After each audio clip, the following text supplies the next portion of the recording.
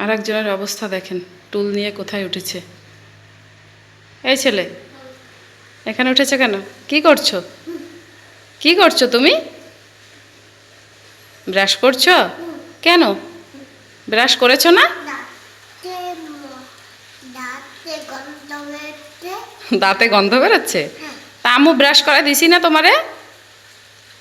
হ্যাঁ, আম্মু ব্রাশ করা দিছি, তুমি এখানে উঠেছো কেন টুল নিয়ে? তুমি যদি পড়ে যাও, তুমি যদি পড়ে যাও, তুমি পড়ে যাবে না? ওই যে পানিও ছাড়ছে, তুমি তো পড়ে যাবে বাবা। হ্যাঁ, নামো নিচে, নামো নিচে নামো। আসা, আম্মু ধোয়াই দি মুখ, বন্ধও করতে শিখেছে।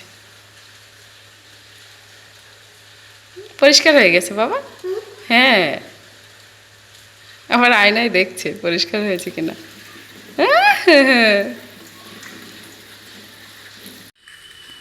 বাইরে চলে এসেছি, হাঁস মুরগিগুলো ছাড়বো। সকালে উঠে কিন্তু উঠানটা কুড়িয়েছিলাম, তো তখন হচ্ছে একটু ভোর ছিল, যার কারণে আমি হাঁসগুলো ছাড়িনি, তো এখন ছেড়ে দেব।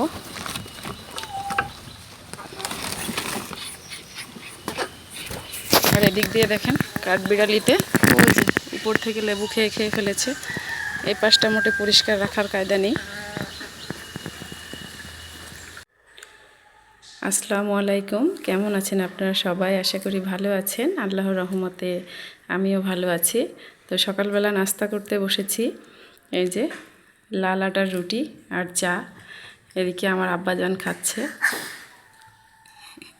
মজা বাবা? হ্যাঁ খাও। চা খাচ্ছে, এদিকে জান্নাত বাবুও খাচ্ছে। নাস্তা শেষ করে এসে এই যে জানালার পর্দাগুলো খুলে নিয়েছি, আজকে ধুয়ে দেব। এই সাইড দিয়ে এই যে দরজার পর্দাও খুলেছি, ওই পাশে শুধুমাত্র দরজার পর্দাটা খুলেছি, আর জানালার পর্দাগুলো আছে। জানালার পর্দাগুলো নতুন লাগিয়েছিলাম, তো একবার ধুয়েছি, তাই আজকে আর ধোবো না। এই যে এগুলো আর খুলিনি, শুধুমাত্র দরজার পর্দা আর ওই রুমের সব পর্দা খুলে নিয়েছি। এখন হচ্ছে এগুলো সব ভিজিয়ে দেব। তুমি নিচে নামিয়েছো কেন এগুলো বাবা? পড়ে গেছে? ও আচ্ছা, রেখে দাও। কেন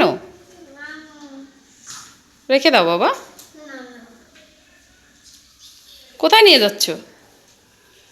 কোথায় নিয়ে যাচ্ছ?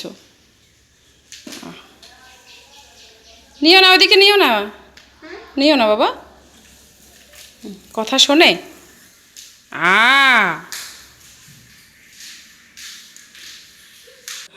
জানালা দরজার পর্দা সাথে কিছু কাপড় ধুয়ে দিয়ে মাঠে গিয়েছিলাম। এই যে মাঠ থেকে মালঞ্চ শাক তুলে এনেছি। দুপুরে কী কী রান্না করব সেগুলো কাটাকাটি করে নিয়েছি। এখানে হচ্ছে পাঙ্গাস মাছ, এখানে কাঁচামরিচ আর পেঁয়াজ, এখানে হচ্ছে কচুরমুখী চিংড়ি মাছ দিয়ে রান্না করব। এই যে চিংড়ি মাছ, আর শাকের সাথে দেওয়ার জন্য কিছুটা আলু কুচি করে নিয়েছি। প্রতিদিনের মতো ভাতটাও চড়িয়ে দিয়েছি। এই যে আজকে কিন্তু খুব সুন্দর রোদ উঠেছে, আশা করা যায় কাপড়গুলো শুকিয়ে যাবে। এই যে দেখেন খুব সুন্দর রোদ উঠেছে। এক পাশে চুলাতে শাক সিদ্ধ বসিয়ে দিয়েছি, আর এই পাশে হচ্ছে মাছটা ভেজে নেব। তেলটা গরম হয়ে গিয়েছে।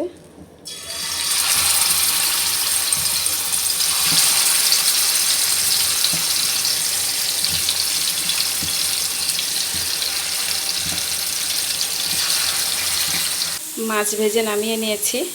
এখানে শাকও সিদ্ধ হয়ে গিয়েছে। এখন শাকগুলো বাগার দেওয়ার জন্য মাছ ভাজার কড়াইতেই পেঁয়াজ আর রসুন ভেজে নিয়েছি। শাকটা বাগার দিয়ে নামিয়ে রেখেছি, আর এই পাশ দিয়ে কচুরমুখী রান্না করে নিচ্ছি। কচুরমুখীটা প্রায় হয়ে গিয়েছে। এখন আমি এর মধ্যে একটু ধনিয়া পাতা দিয়ে দেব।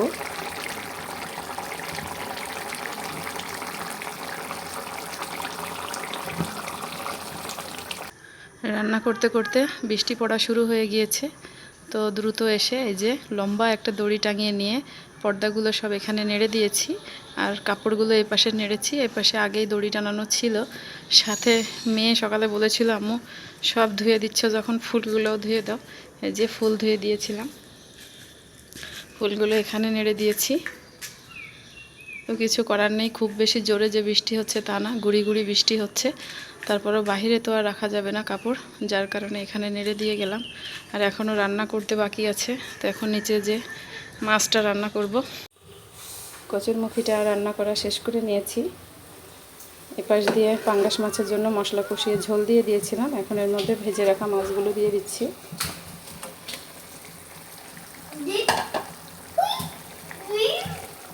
কে এসেছে?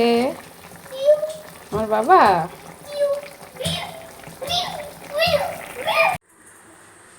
এই যে মাছ রান্না করে নামিয়ে নিয়েছি, এদিক দিয়ে ভাত হয়ে গিয়েছে। কচুরমুখী রান্না করেছি, সেটা তো আপনাদেরকে দেখিয়েছি। আর এই দিক দিয়ে দেখেন আমার আম্মু দেশি কচুরলতি ছোট ছোট চিংড়ি মাছ দিয়ে রান্না করে দিয়ে গিয়েছে। তো আজকে কচুরমুখীও খাওয়া হবে, সাথে কচুরলতিও খাওয়া হবে। রান্না বান্না শেষ করে ফেলেছি।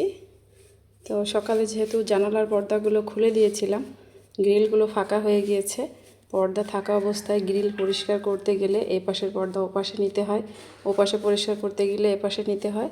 যার কারণে আমি যেদিন পর্দাটা খুলে ধুয়ে দিই সেদিনই গ্রিল পরিষ্কার করি, তাতে করে আমার সুবিধা হয়।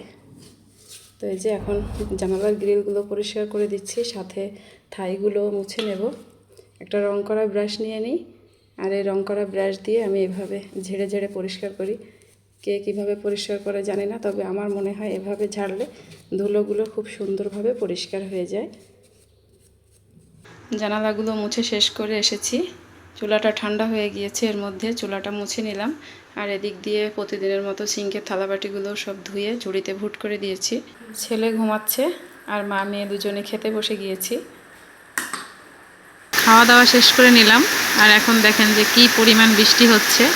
সকালে এত সুন্দর রোদ উঠেছিল যে ভেবেছিলাম আজকে কাপড় চোপড় যেগুলো ধুয়েছি এক রোদ্রে শুকিয়ে যাবে, কিন্তু তা আর হলো না।